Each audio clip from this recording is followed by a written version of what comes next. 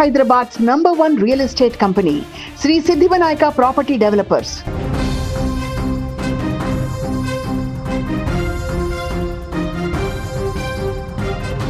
కడప జిల్లా పులివెందుల నియోజకవర్గంలోని లింగాల మండలం లోపట్టంతుల గ్రామంలో విషాదం చోటు చేసుకుంది.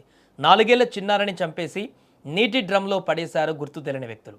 ఇక చిన్నారి మృతితో లింగాల మండలంలో ఉద్రిక్త వాతావరణం నెలకొంది. చిన్నారిని చంపినటువంటి వారిని కఠినంగా శిక్షించాలంటూ ఆందోళన చేపట్టారు.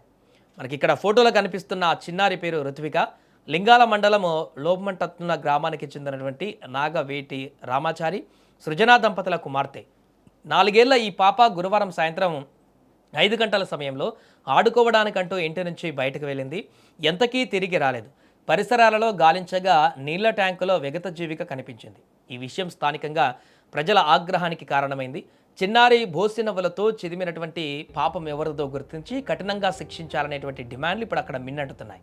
చిన్నారి మృతితో తల్లిదండ్రులు కన్నీటి పర్యాంతమయ్యారు. మరోపక్క చిన్నారి మృతిపైన తల్లిదండ్రులు అనుమానం వ్యక్తం చేస్తున్నారు. స్థానికంగా నివాసం అంటున్న ఓ మహిళతో వీరికి చిన్నపాటి గొడవలు ఉన్నాయి. ఆ గొడవల వల్ల కారణంగానే తమ చిన్నారిని చంపేసి ఉంటారని కూడా అనుమానం వ్యక్తం చేస్తున్నారు. దీంతో చిన్నారి తల్లిదండ్రుల ఫిర్యాదుతో స్థానికంగా ఉన్న మహిళలను పోలీసుల అదుపులోకి తీసుకున్నారు.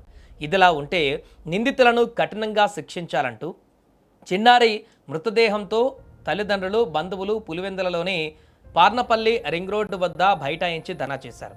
దోషులను శిక్షించాలని డిమాండ్ చేశారు. విషయం తెలుసుకున్న పులివెందుల డీఎస్పీ మురళీనాయక్ బాధితులతో మాట్లాడారు. దోషులకు శిక్ష పడేలా చేస్తానని, దీనికి పూర్తి బాధ్యత తీసుకుంటానని డీఎస్పీ మురళీనాయక్ హామీ ఇవ్వడంతో ధర్నాను విరమించారు.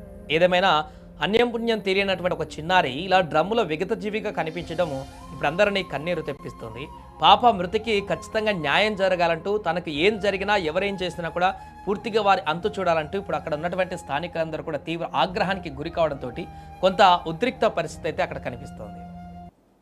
ఆ ట్రీట్మెంట్ సంబంధించినటువంటి ఆ కేస్ షీట్ అవన్నీ చూసాం. మీరు తీసుకొని పోయే టయానికే ఆ పాప చనిపోయడం జరిగింది. మీకు ఫోన్లో మీతో కదా మాట్లాడింది నేను ఓకే మాట్లాడినారు.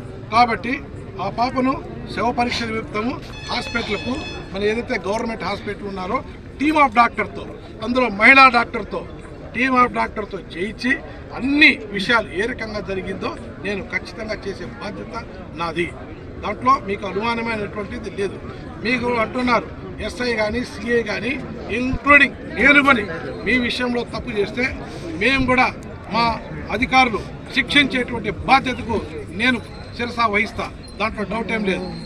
ఇది దయ ఉంచి ఈ రకంగా మీరు చేస్తున్నారు. ఎవరికైనా బాధే. బిడ్డ చనిపోయింది అట్లంటే తమ్ముడు వినామా, నాకు డౌట్ ఉంది. నేనైతే ఈ పాప పైన 1% కాదు 100కి 100 పాళ్ళు అది అనుమానం మరణంగానే ఉంది. మేబీ మీరైతే ఏదైతే అనుకుంటున్నారో నేను కూడా అదే అనుకుంటున్నాను. ఏ అమ్మా నీళ్ళల్లో ముంచినా మటరే, దాంట్లో సంబంధం ఏం లేదు.